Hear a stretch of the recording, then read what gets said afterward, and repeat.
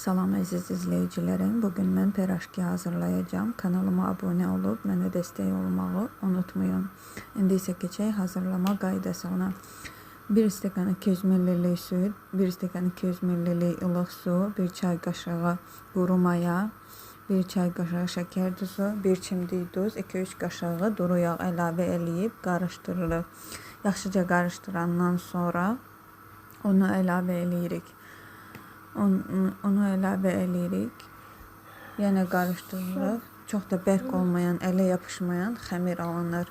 Xəmiri 1-2 saat gözlədirik ki, acılansın. Sonra isə işliyinə keçirik.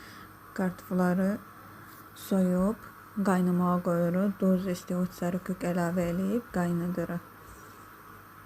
Acılanan xəmiri götürüb havasını alıb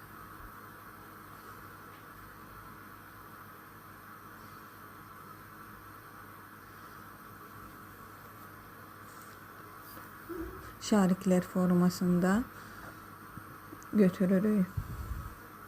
Videoda da göründüyü kimi.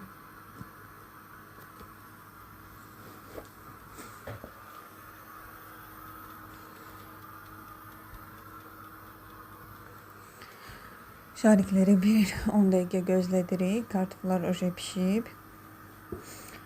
Göyərti, duz, istiot, biraz da yağ əlavə eləyib püre halına getiririk.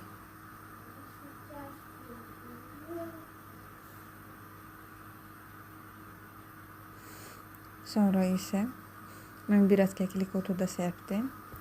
Biraz keşniş keklik otu. Çünkü dadı əla alınır bu formada. İndi isə götürdüğümüz yumru topları bir götürüp biraz elimizle açıp pürenin içine koyup bükürük.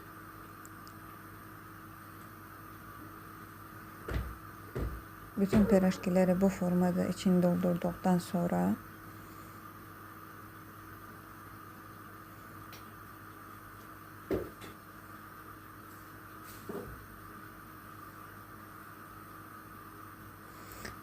qaza tavanı əlavə eləyib duru yağ əlavə eləyirik.